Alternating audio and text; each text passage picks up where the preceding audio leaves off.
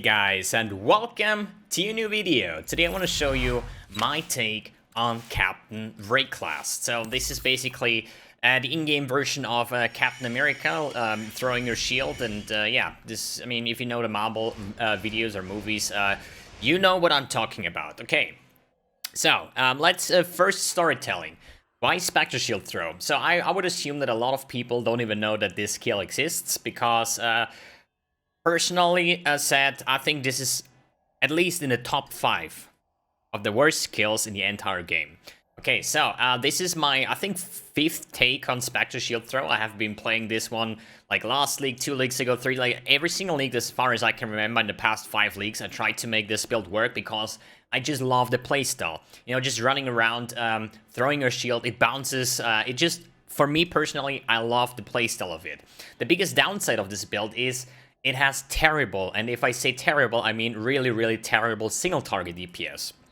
So there is actually, I would say, 4 versions of the build that you can play these days that are playable, okay? So one would be the Gladiator version as a bleed Spectral Shield Throw. Then you can play like a cold conversion build using Wrath, Herald of Ice and stuff like that, which is more expensive, but also like, I would say roughly about like 1.5 to 2 million DPS or something.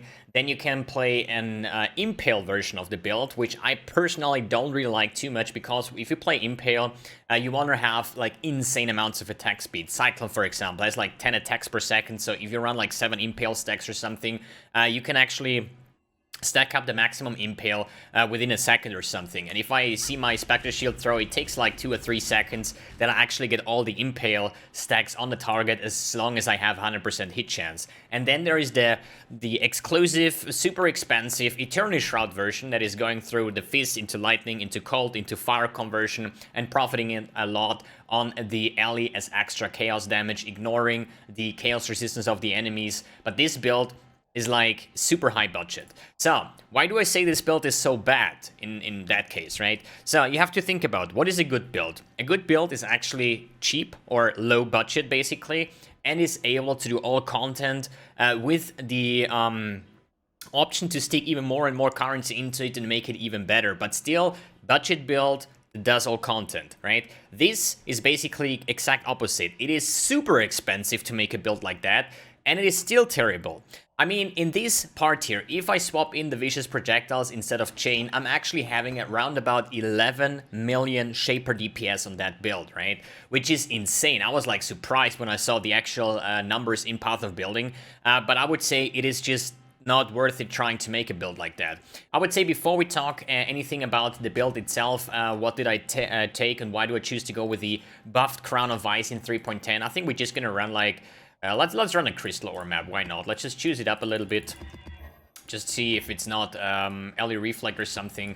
That is actually quite fine. So the playstyle, as I said, for me personally, I just love the playstyle. It's just running around, throwing your shield. The shield bounces this as soon as it collapses, or at least hits something. There is like some shattering, and you see some white projectiles flying around.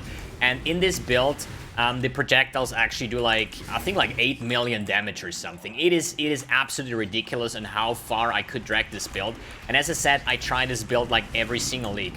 Like, there is like a buff, like this league we have Cluster Jewels, then we had like at some point we had the Timeless Jewels, and like every single league I tried this build, right? Just because I enjoy the playstyle, and I think personally it is way more, or it is better to play a build that you actually enjoy rather than playing any meta build that is just good because it's meta or it's overtuned or something like that. So in the end, you just run around. We have like a tooltip at the moment of like 3.1 million damage tooltip, right? This is not the actual DPS, it is way higher, but just so you see. And actually, have I? No, I have not even my chain in there. Damn it. Oh, now we have better clear. So now the projectile, the shield bounces off 8 times, and this is actually, I just don't know. It's like weird. When I play this build on stream, every time people are like complaining, like, hey, why do you play this shield build over and over again, you know? It is kind of true. I would say it is by far one of the worst builds ever, but the fun aspect is there, and this is reason enough for me to actually just play this build. So, let's see if we can actually manage to find the boss somewhere, so you see some single target action. Sadly, we just lost the Delirium there. Oh, 100% map clear. clear. Isn't that great? So what have I done with this build already? I think like all content. I did a Sirus run yesterday, and I will give you the full footage of that. It is not deathless, okay? And I'm like, it's still hyped that I was able to kill the Sirus, which is... This is actually sad if you think about it. I spent so much currency on this build, and I'm actually happy that I was able to do Sirus. So here we just get our Stonebrand down for the curses, then some Wither Totems, and then we just let the shield bounce, and as you see, damage-wise, it is actually quite okay, I would say. As I said, Sirus showcase at the end of the video, and now let's talk about the build. How does everything work together? So I would personally not recommend to replicate this build or try this one out. It is actually insane how much currency I stack into it, and in the end, it's not even good still, right?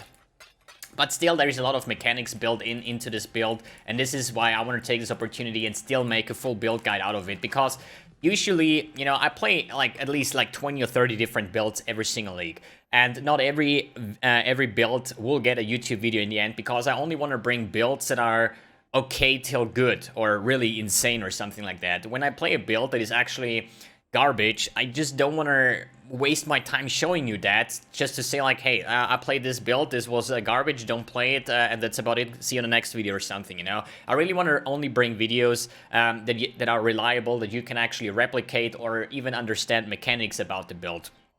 And since this is still Spectral Shield Throw, and I did Sirus, and I invested a lot of currency, I rate this as a meme build, okay? That's why we're gonna make a build guide about a meme build at this part. So let's take a look on how everything works together. Basically, we are using / abusing the new not rework, just buffed Crown of Ice. So basically what that means is increase and reductions to spell damage also apply to attack damage. This was a flat stat there, so if you had 100% spell damage, now you got 100% attack damage of that. Now it's reworked, or at least buffed, and now it's 150%. That means if you have like anywhere like 100% increased spell damage on your build, you actually get 150% increased attack damage. And that's why I'm scaling as much as spell damage as I can to get the most value out of it. Then we use the Eternity Shroud. This is like the conversion if you are unaware of the Eternity Shroud. And this is something I want to mention here. Since the rework of the Atlas, since we have Awakener 8 and stuff like that, I just go away from the Eternity Shroud builds. This is something I really love to play in the past, but these days, you know, Eternity Shroud builds are not known for being like super tanky or something like that, right? And if you have like 4k life or maybe 5k life without any block chance or something, you kind of know how Delirium is pretty rippy, and other Metamorph, for example. Like in the past, we have like some very rippy leaks, and this drags me away from the Eternity Shroud builds even more. But this was the only way to get like the most damage out of it, and this was the main focus of this build. So, how does this conversion thing work? So, if we just write it down real quick, every time you're going from one conversion to the next one, you're gonna get the ally as extra chaos, because elemental damage is everything from lightning, cold, and fire. These are all elements. So, if I have ally as extra chaos, I'm gonna get the extra chaos damage from my lightning damage, from my cold damage, and from my fire damage. And this is what we are using here. So the Spectral Shield itself is a pure physical skill, right? And if we just take a look at the conversion, how conversion works, you have physical into lightning, into cold, into fire, into chaos. This is the way it works, and it can only go this way. You cannot convert from fire into lightning, or cold into fizz, or chaos into lightning, or something like that. It will always follow these rules. So how are we gonna do this? So we now have 100% physical damage, basically, right? This is Spectral Shield Throw. It gives you, basically, if we take a look at the gem, it gives you 2 to 3 added physical damage per 15 armor or evasion on your shield. That means you want to stack as much armor as you can get, and with my shield, I could hit 3,207, which I would say is mirror tier weapon for a Spectral Shield Throw. I don't think it can get any better than this. This is 5 times tier 1. It took, I think, like 3, 4, or 500 essences to actually get this one going.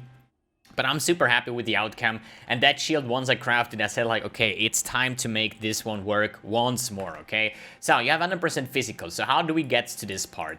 So first of all, we have a gem that is called physical to lightning, right? So we basically have 50% conversion from fizz to lightning gem. Then we have still 50% physical, 50% lightning. So now it's about gloves craft, for example, where you can craft physical damage converted to lightning. Let's put this one over here. Let's just copy pasta. This one makes it a little faster. So fist to lightning from the gloves now. So we are on 75%. And then there is a Watcher's Eye with a Wrath mod that gives you basically another physical damage converted to lightning. So this one here is 37%, which doesn't really matter. Let's say Watcher's Eye. It doesn't really matter because you cannot go over 100%, okay? So even though I am over 100%, it still is 100%. That means if I would have, like, let's say 70% fist to lightning, for example, and then I have 70% fist to cold, for example, right? This would be 140%, but in the end, it is basically 50-50 because it will just keep the ratio of what your conversion is like. So now we are doing with this part, we're doing now 100% lightning damage, and now we get the ally as extra chaos on lightning. So how can we go now from lightning into cold? Pretty easy. Call of the Brotherhoods. This is a unique ring that says 48%. Usually it's 40%, but with equality on elemental damage, you get 48% lightning damage converted to cold damage. So using 2 of those means we have 96% lightning into cold, or lightning to cold damage. 2 times Call of the Brotherhood. CUTB, Call of the Brotherhood. There we go. And that means we are now getting Ellie as extra chaos on the cold part, right? So we are now benefiting twice, basically. And then, in the end, we are now on 96% cold damage. And then, how can we go to fire damage? Basically, you have a gem that is called Cold to Fire Support. And this is basically the only, reliable source here. So we have 50% cold to fire support, and the gem gives me also physical cold damage as extra fire damage. So that means it's actually more like 50% conversion, but then a bunch of this cold damage as extra fire damage. And then in the end, we're gonna get this one as well on the fire part. And this is how we can get so ridiculous amounts of damage going through the conversion. So physical doesn't matter. Then we go into lightning, benefit from my wand, for example, Elias extra chaos, the Eternity Shroud. Then we go into cold, benefit again from the extra damage. Then we go into fire, getting the damage again, and then we end up having chaos damage. So this build, I would say personally, I think we have about, let's say, 0% fist. Obviously, we have about 4% lightning. Then we have 96% cold, and then we have 50% fire. Obviously, this is not how it definitely works, but in the end, I would say if we put in chaos over here, I would say we have about, let's say, 70% chaos damage. We maybe have like 1% here, like let's say 5%, 15% is 20, 21. So 69, something like this is the current version of the build based on the output once the shield collapses onto the target. Good. So we talked about the Eternity Shroud, how this one works, and every item has to be Shaper. So how did I get a Shaper, Hubris, Crown of Ice? How did I get the Call of the Brotherhoods? These are chanceable uniques, and I used Trash to Treasure to actually just use 1 chance orbs to get it. If you have the currency, if not, have fun chancing. I would definitely try the Trash to Treasure because the Crown of Ice is actually, I think, like a tier 1 unique and is super rare. It is the only Hubris circlet though, right? Same as on the 2-stone ring, the Call of the Brotherhood is the only unique 2-stone ring on this part, so you can only get these. So that's why it's safe to use the Trash to Treasure over here. Good, what else do we have? Crown of Ice. As I said, this now gives you increased damage, so all we do is now stacking as much spell damage as we can get. For example, here on my jewel here with increased spell damage, we have like fingerless silk gloves that has an implicit of 60% spell damage, and 60% spell damage. If we do this times 1.5, we actually get 24% attack damage, which is then even better than the grip gloves, for example. And if we have something like an elegant hubris, we can get like projectile damage, we can get spell damage, and this Gemling Inquisition is not 8% increased spell damage, at least it is, but through the conversion of the Crown of Ice, we actually get 120% increased projectile damage. So this is what we are stacking here, using then Point Blank and some Cluster Jewels to just get some ridiculous amounts of damage. So I would say we go from top to bottom, talk about the gear, how I crafted these ones, then we go over the skill tree, and then do the rest of the kind of build guide on this part. Good. Crown of Ice, as I said, we have your Stonebrand, Awaken Curse on hit, Projectile Weakness, and Temp Chains. Temp Chains is the sort of a defense layer on this build, but this is just because I have the Awaken Curse on hit, so if you don't have access to the Awaken Curse on hit level 5, so we can apply an additional curse with this skill, just take the Projectile Weakness, because this is where we get a shit ton of damage out of that. Then for the weapon, as I said, Trash to Treasure, a Hubris Circlet with the Spectral Shield Throw, fires 5 additional shard projectiles for the clearing, and then just Trash to Treasure, 1 chance orb, and you're gonna get this one. Make sure it is Shaper base, Shaper Hubris Circlet. If you cannot find one, you can just still like slam this one with anything what you choose. I choose to go with Redeemer just because we have the double blue background like Shaper and Redeemer, and then just Awakener Orb, shaped any item with your Hubris Circlet, Helm slot basically, to get this shaped Redeemer Hubris Circlet Crown of Ice in this part, because you're probably not going to find the Shaper Hubris Circlet with the Spectral Shield Throw enchant.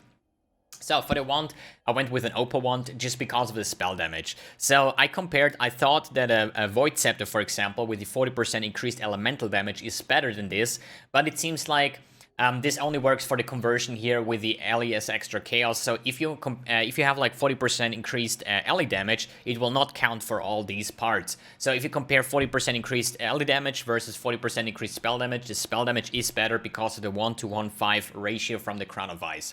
So here I just went with a shaped with the Alias Extra Chaos and Redeemer with the Fizz's Extra Lightning, combined those together, and then see what is the outcome. I made some pretty cool ones, I would say. So in one hand here I got the tier 2, forget about the price, it just was a meme thing on the stream. Here I got Alias Extra Chaos with a triple prefix, basically ready to meta craft if you want to. But then I said, like, I don't like this tier 2 stat, let's make another one. Then I hit Fire Damage as Extra Chaos, which is also pretty cool. This is triple tier 1 actually.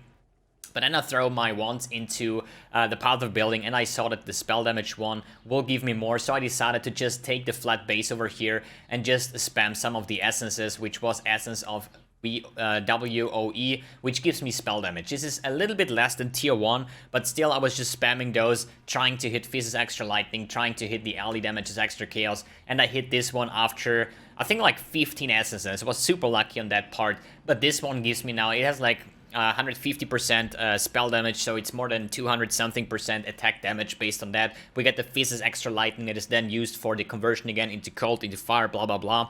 And then the Alias Extra Chaos, same stat as on the Eternity Shroud, so we're gonna get some sick damage out of that. Using here Cast when Damage Taken, Blood Rage, and Dash to go over obstacles. For the shield, I went with a Colossal Tower Shield, which is the shield with the highest armor rating as a base, and then I went with the Essence of Dread, because on a shield it gives 400 to 440 armor. This is higher than tier 1. So a tier 1 roll I think is like 360 to 400.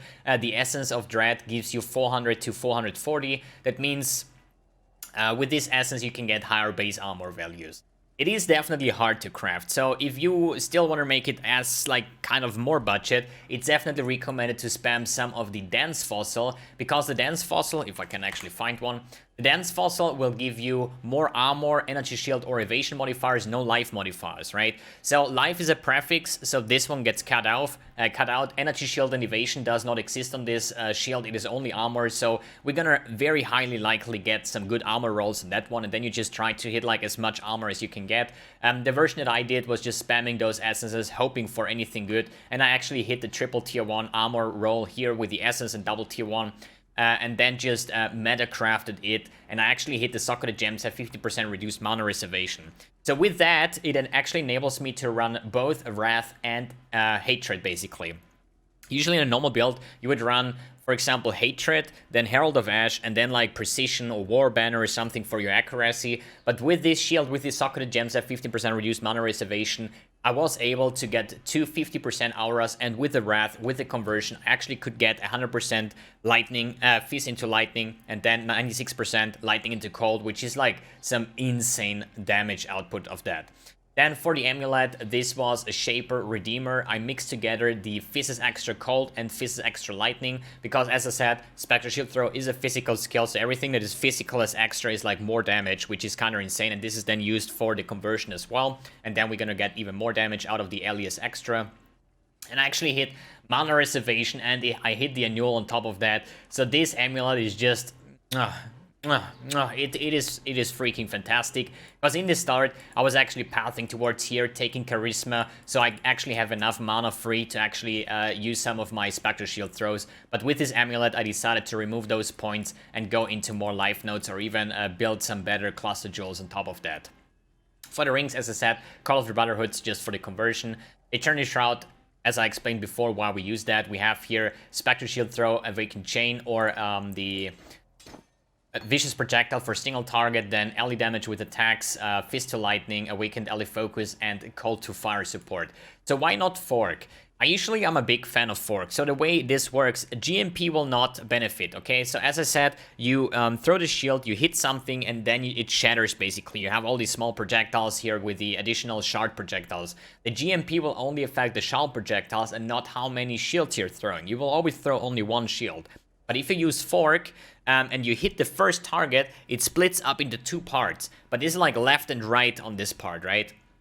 And I feel this is a little bit clunky on this part, because let's assume there's a lot of monsters in front of you, but they're like behind each other. So you're gonna hit the first target and the shields go left and right, and you're not hitting something. That's why I think that the chain support feels just better, although you have not like too many shields, but still the additional chains is just like bouncing off of each other and just exploding everything there. Feels for me a little bit better. Good for the gloves, as I said, going for the fingerless silk gloves because of the spell damage implicit that is then like 20-something% based on the Crown of Ice for projectile damage, and then just a slow approach, intimidate, something like that. I think I throw together the slow projectiles from Shaper and the intimidate from the Hunter, and then just slammed a resistance and then just multi-modded with the conversion. The conversion is a prefix as well. Having here Wither Totem, Spell Totem, multiple totems, and Herald of Ash. Herald of Ash as a standalone. And why Wither Totem? Just because, where is it? They take increased chaos damage. So if you're wondering why not Despair or something, don't forget the Eternity Shroud ignores the chaos resistance of the enemy. That means if it has like 100 chaos resistance or minus 100, it will still be 0 in both parts. So lowering the chaos resistance of the enemy doesn't really bring me anything. And that's why I go with this one over here, and with the Wither Totem, because the enemies take increased chaos damage, and this is something I benefit a lot of. Then for the belt, I just throw together nothing actually. I just had the Stygian Vice with a Hunter modifier, and then I just combined that with a Shaper with the Awakening Orb to actually get the Shaper Stygian Vice that counts for the Eternity Shroud. And then I was just spamming some, I think Pristine Forces or Chaos or something, and I actually hit the ally damage with attacks, tier 1 and life, and then I just slammed for a suffix and then multi-modded it right away with some resistance. For the Searching Eye Jewel, I just used anything that has like reduced mana reservation. They are kind of expensive, but not if they are not used in Herald Stacker builds. So even my medium cluster jewels here have 1% reduced mana reservation. I paid like 100 chaos for those because they're so off meta that you're gonna get even a percent mana reservation reduced for less than an Exalt, basically. Yeah, like some strength, life, lightning damage, whatever I can take. For the boots, I choose to go with the Fizz's Extra Lightning from the Crusader, and then the Shaper mod, I think it was Chance to Dodge or something. It turned out really, really bad. That's why I just like Essence crafted these ones with life and just hoping for something good to get some more life into this build. Other than that, Cannot Be Frozen is super nice to have, so you spare your Cannot Be Frozen flask on this part. Here I have Shield Charge, 45, Blood Magic, and faster attack, so I basically charge around for free. Good, I think we went over the gear. Let's take a look at the flask. Bleed Immunity Flask, then we have Sin's Rebirth, which gives you Unholy Might. Unholy Might is 30% Fizz's Extra Chaos, and as I mentioned before, everything this is Fizz is extra. Best way is Fizz's Extra Lightning, then Fizz Extra Cold, Fizz Extra Fire, and Fizz Extra Chaos is basically the worst part in this sense, just because it doesn't go through the conversion. But in the end, it's still like a very nice DPS gain. Then Taste of Hate, Fizz Extra Cold. As I just mentioned, Atziri's Promise, because we benefit from the Fizz's Extra Chaos and the Alias Extra Chaos. So the Atziri's Promise just gives you a shit ton of damage based on that. And then we have a Quicksilver Flask to move around faster. This can be substituted out for anything else, because most of the time we're just shield charging around, throwing a shield, shield charge, throwing a shield. So you're not really moving around too much. So let's take a look at the skill tree. What have we done here? We are a Deadeye. Main reason is the Ricochet, which is projectile, deal 10% more damage for each remaining chain. At the current state, I have like 5 times with the vicious projectiles. Means that I deal like 50% more damage because there is remaining chains on single target. And other than that, Tailwind obviously for the speed and fast and deadly attack speed, projectile damage, and accuracy rating, and currently still having 100% hit chance with my shield. Then going down here through the life nodes, going down on the bottom side because I wanted to have equity. Usually I would just save some points going this route and just remove all the right side here. But in the end, the accuracy was needed to get 100% hit chance. Here we have the Divide and Conquer, which is the threshold jewel for Spectral shield throw. So it chains like 4 times more if you meet the requirements. Here I make Corrupted Blood. Then going down here, shield nodes, life nodes, point blank, because the closer you are to the target, the more damage you're dealing. Anointed, the mbDexterity, because these 3 points here are useless because they're dual wielding nodes. Okay, we're not dual wielding, we have a shield, so basically anointing this saved me 3 points that I could then put into life. Cluster Jewel, we're gonna talk a little bit later. Here we the Elegant Cheer is a little bit later too. Then just life nodes, Soul of Steel for some more survivability. My Watcher's Eye is this time around the Double Wrath with the Fizz's Extra Lightning and Fizz Conversion. Then life over here, and then most important here, the Alley Overload. So Alley Overload gives me 40% more elemental damage, which is insane amounts of damage. And the problem is, you don't really want to miss that. So if I open my Path of Building real quick, check this real quick. So you see how much damage I would lose, actually. Let's go over to the... Where is it? Deadeye, Captain Wraeclast Part 2. No, this is the old version. There we go, Spectral Shield Throw. So if I would just remove this one, we drop from 11.2 to 8.2. So we drop about 3 million Shaper DPS just by losing the Alley Overload. And on the way, we have the intelligence notes that I need for my wearing the wand. And we have some life notes over here as well. So basically, that is just... I just want to have this one. If I wouldn't, I would just have to replace all of that, taking more life notes, maybe even go more on the strength part here. But then I don't have the intelligence to wear my Opal wand as well. So this was just a nicer solution of getting there. Good, let's take a look at the cluster jewels. Here I go with a large cluster jewel with Gladiatorial Combatant, which is 2% increased attack damage per 75 armor on your shield. So with 3,500, this is like 100-something%, I think. So it's not even bad at all, but... it's not too sick either, you know. Then Material Prowess for the attack damage, attack speed, and accuracy rating. And then I have Veteran Defender for all attributes, L resistance, and increased defenses from shield. And then I'm using 2 of the Eye to Eye, which is increased projectile damage, general, and then follow through because projectile deal 15% increased damage for each remaining chain, which is similar to the Deadeye Ascendancy, but this one is more damage for each remaining chain. This is just increased damage, but if you have 2 of those, it's like 200-something% increased damage. And then Fatal Notes here for some more life. For the Elegant Hubris, so basically what I was doing, I still have like from my Timeless runs, I still have like, I don't know, like countless jewels here. So I tested all of these and then I bought like a couple hundred divines and just trying to divine something. And the way I did it, since you have to think about what is the best thing that can happen. So you have like something like increased spell damage, for example. You have increased projectile damage. You have 80% increased physical damage, for example. You have 80% lightning damage with attacks. Then you have the same with like cold, for example. And fire over here. So these are all the things that we can actually use, but not everything here is actually an 80% increased damage, right? Or it is actually, yeah, kind of. So why? First of all, the most important thing is the spell damage. Why? Because this one will count as 120% because of our Crown of Ice. The projectile damage, the physical damage, and the lightning damage with attacks are counted the same because this will basically, the physical damage will then higher our physical damage output that is then getting converted into lightning and so on with the Eternity Shroud. And then you have lightning damage with attacks, which is basically the start of the alley. So if you have 80% cold damage with attacks, it will give you less damage than the lightning, obviously, because we're gonna miss out on the lightning damage part of the Eternity Shroud. And the last one is actually fire damage. And basically I have here 80% increased fire damage with attack skills, but I actually checked this in Path of Building. It was roughly like, I think like 100,000 damage increase for 2 skill points, where 1 is actually useless, so I decided to not go for it.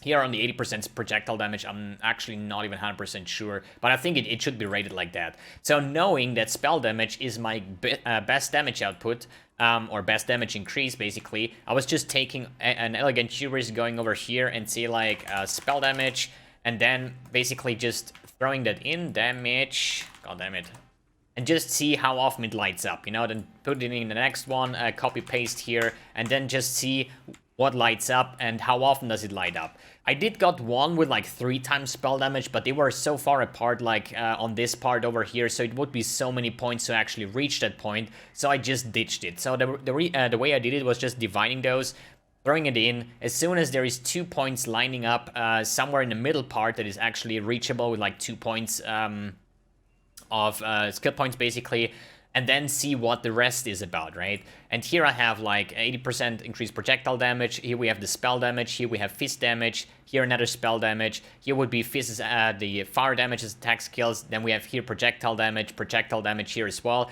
And this was just the better solution on getting to that part, because if I would skill the top side around, I would not be able to get retaliation, which is also increased defenses from equipped shield.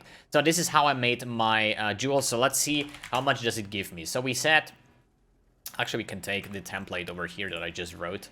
That's like easier. So we have like here projectile damage. Let's write it down on the side here. So we have 1-time projectile damage. Then we have here the 80% spell damage. Then we have here 80% increased fist damage. It's over here. Then we go on the bottom side. We have here another 80% projectile. Here another 80% projectile is like 240% increased projectile damage. Then here we have increased spell damage again, so we are here on 160, and the fist damage. So still, you don't forget about the 160 times 1.5 is actually also 240, so we get 1 point for free just because of the Crown of Ice. And then we have another 240 plus 80, means we have like 560% increased projectile attack damage, basically, with these kind of cluster jewel setup that I made over here. So that's why we have so freaking much damage. So currently 11.2 million DPS with the, where is it? With the Vicious Projectiles. Indeed, the clearing setup, so if we swap out Vicious Projectile for Chain, we actually still have 8.8 million Shaper DPS, which is way more than you actually need. So if you're actually really tempting to rebuild this build, what I will not recommend, but if you want to, you know, then I would say get some of the problem is, like, I did already take all possible life nodes. So we have all life nodes over here on the left side, even with Soul of Steel, here this cluster, and life on the top side. So we have actually 181% life on tree, but it's just hard with an Eternity Shroud build where your rings doesn't give you any life, where your amulet should have life, but I needed the minus mana cost just because of the mana cost of Spectral Shield Throw. Then I had to skip life on my gloves because of the Intimidate, which is like so much more damage. So it's definitely recommended to swap out some damage for some more defenses. So you might be able, like at level 100, I would be able to reach, what is it? Where's my life? 5.5k life, which is still not enough. I think, like, either you have like max block or something, or life on block, energy shield on block, some more defensive layers, or even have like 7,000 or 8,000 life to be capable of doing all content halfway safe. But having like 5k life without defenses is just not enough at this part, I would say. So let's talk about the bandits. Bandits I killed all for the 2 skill points. Then I have Soul of Lunaris at the moment with Yugal, because I did an Uber Elder yesterday as well, which is actually super fun if the shield bounces towards Elder and Shaper and Uber Elder, which is kind of fun. But I would definitely, like, Lunaris is fine, or Solaris, and then the upgraded Shakari for the poison immunity. Then for the MTX, I'm wearing the full Dragon Hunter set here with the new Infernal Celestial Shield, Dragon Hunter Wings, Dragon Hunter character effect, footprints, weapon, Seraph Dagger. We have the Aquila Crest helmet attachment with a pitch black bandana, and the Dragon Hunter portal effect. Then Spectral Shield Throw has only one MTX, which is the Stygian one, and this looks like made in paint for some reason. So I like the usual version better. Then Blood Rage doesn't have one. Wild Dash effect, Carnage aura effect, Dragon Hunter aura effect, Automated Stormbrand, Celestial Wither effect, Pylon of Pain Totem Skin, the Dragon Hunter Herald effect, and the Demonic Shield Charge. So all in all, a pretty cool character.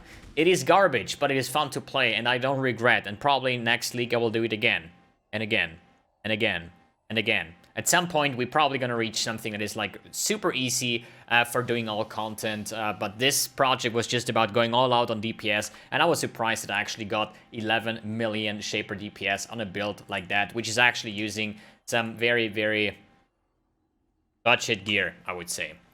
Alright guys, I'll leave you now with the footage of my Sirus Awakener 8, which was like, yeah, you're gonna see it anyways, okay? Thanks for tuning in, thanks for watching, and see you in the next video. So, let's see. PogChamp Spectral Shield Throw on Sirus Awakener 8. Oof. 4K life, let's go. What's this? A real challenge. You finally caught my attention.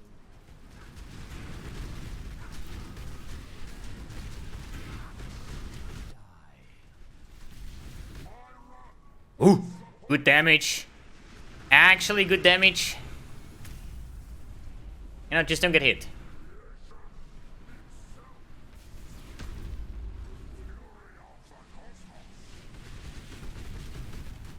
The others found strength in their projections.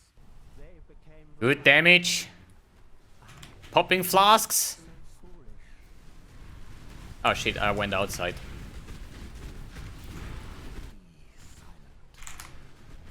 Woo! No! Like, as long as he doesn't cage me. That's like the corridor is unfair. I don't have block. I mean, I have like, what, 23% block chance. I think it's still spell damage, these weird meteor balls, whatever.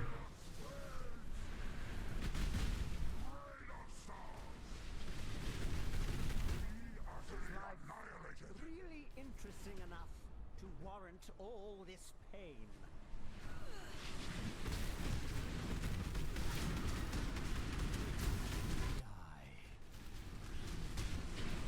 What, already face transition? Dude, that's some deeps, dude. Holy shit, it wasn't even flask pressing. Because I want to keep the flask for last phase, dude.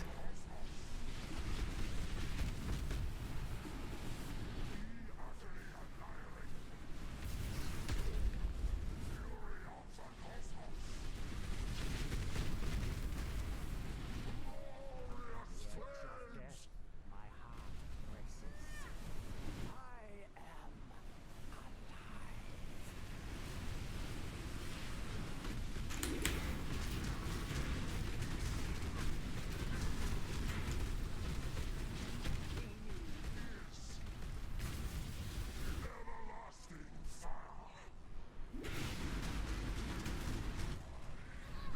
No!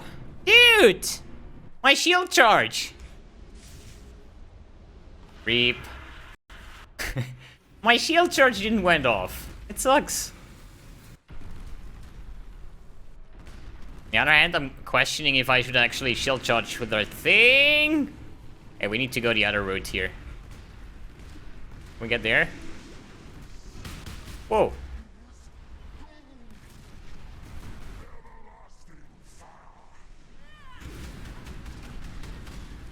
Whoa!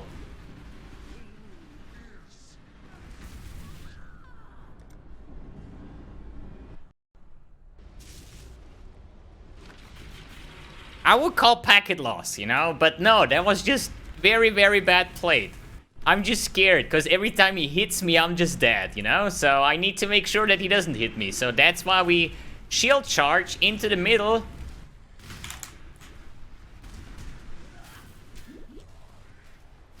Good. Oh shit. My mana is gone.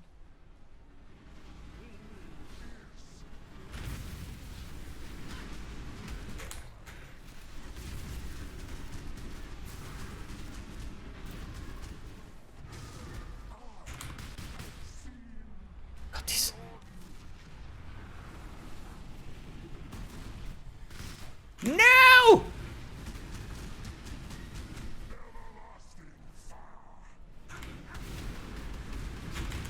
Huh! Yes! Dude! Ah! Hey, I have killed this dude. What's it called? Sirus, Awakener 8, with Spectre Shield Throw. I am an actual good player. In your Herald of Ash, dude. See? Easy clap. Actually easy. Oof. And it has to be the worst Sirus I've ever done, dude.